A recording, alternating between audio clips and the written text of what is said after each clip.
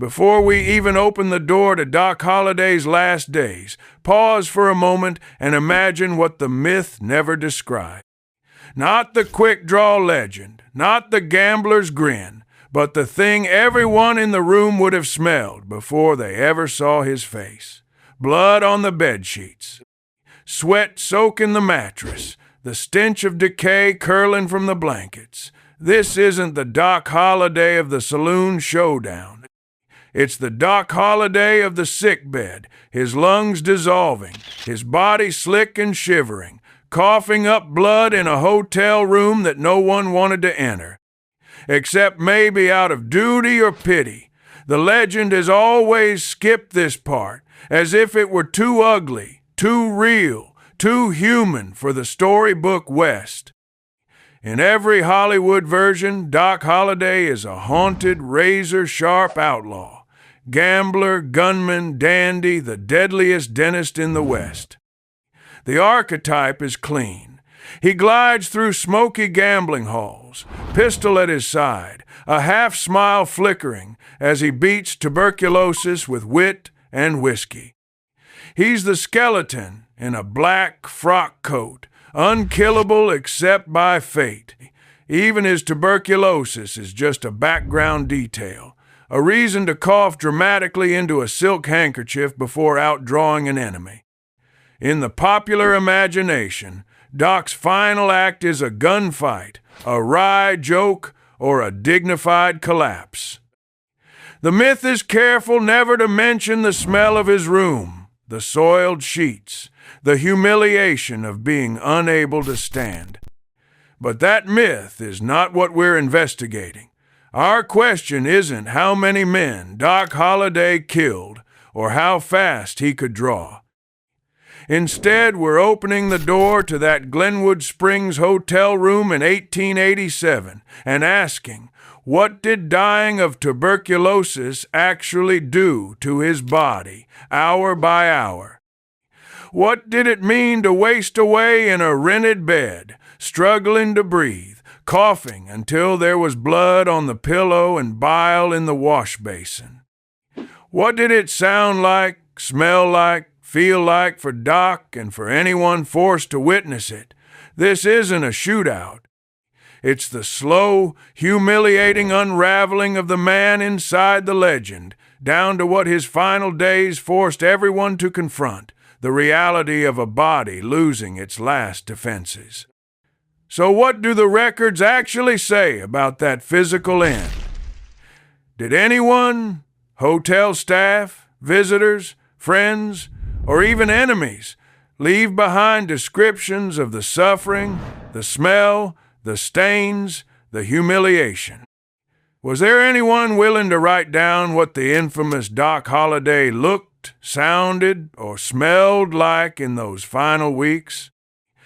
That's the evidence we have to hunt for, not just the story of his death, but the forbidden reality of how it played out, and what it cost his dignity on the way down. On the sickbed in Glenwood Springs, the evidence is unflinching. Doc Holliday's body wasted away in plain sight. The tuberculosis ravaged his frame, leaving him gaunt, nearly skeletal, with hollow cheeks and sunken eyes.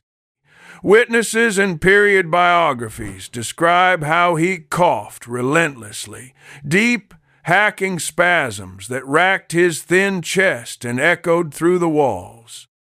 This wasn't a discreet, manageable illness. Blood was a daily presence, spat into rags, staining his pillow, and sometimes flecked across the floor.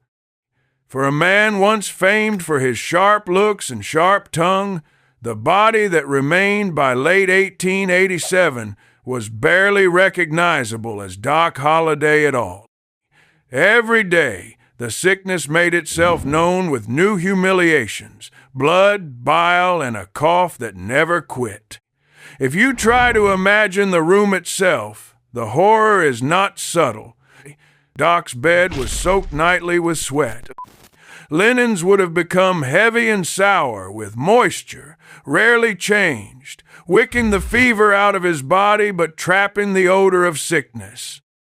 The air would have stung with the sour-sweet scent of rot, from lungs breaking down, from blood coughed up and left to dry, from unwashed flesh, and from the slow decay of a body kept alive mostly by stubbornness. The humiliation was total.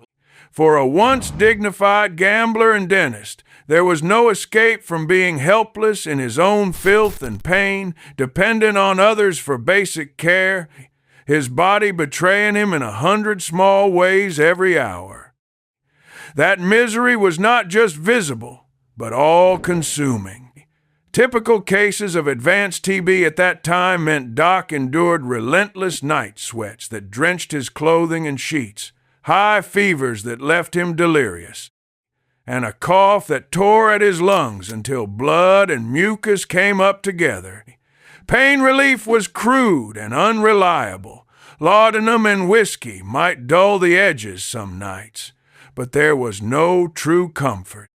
The coughing fits would have left him exhausted and gasping, with little strength left even to sit up. Food was often impossible to keep down, and relentless fever left him weak, shivering, and unable to sleep for more than brief spells. In those final weeks, the sickbed was a battlefield he was losing, hour by hour, day by day, against a disease that brought not just pain, but total exhaustion and degradation. All of this suffering was not invisible to the outside world. According to period accounts and later biographical testimony, Doc's appearance in those last months became infamous in Glenwood Springs.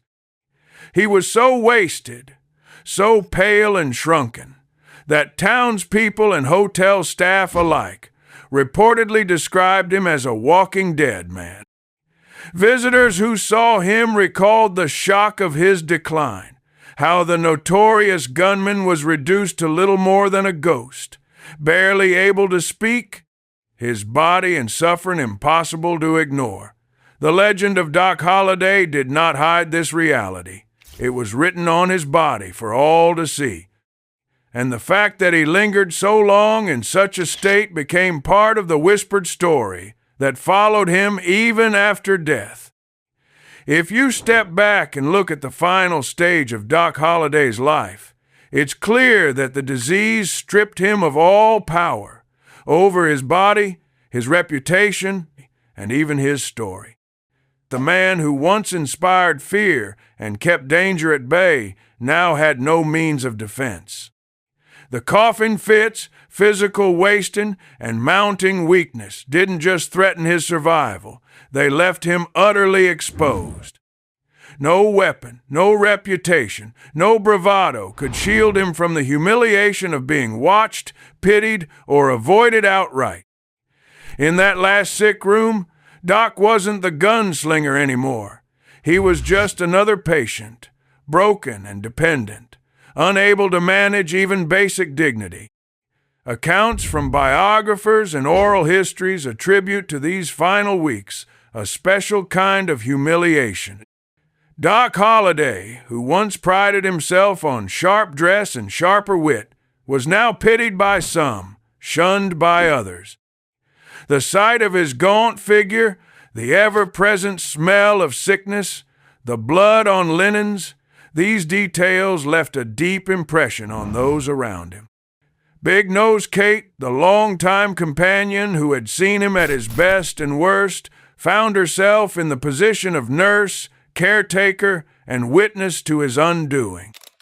According to sources, her presence was both comfort and a reminder of what he had lost. She nursed him, endured the odor and the mess, and absorbed the sadness of a man who could not escape his own decline. It wasn't just the pain, it was the total collapse of pride. At the Hotel Glenwood, staff and townsfolk who came near the sick room saw not the legend, but a man beaten by disease.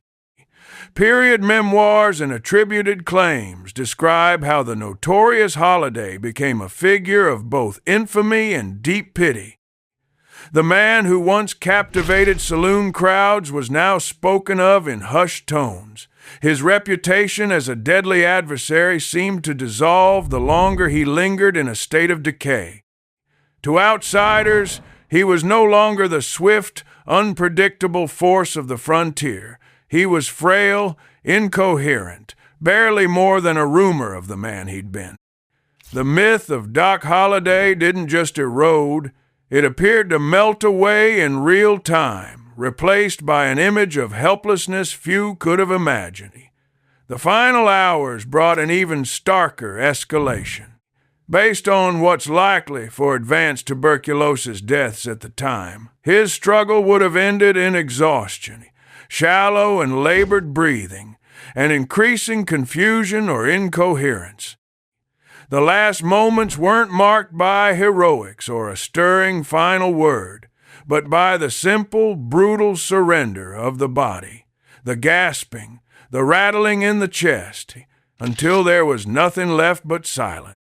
In that instant, what remained was not the legend, but a spent body, a sick room heavy with the smell of sweat, blood, and defeat. The indignity of it, the sheer physical surrender, closed the door on any hope of reclaiming the old outlaw's mythic image.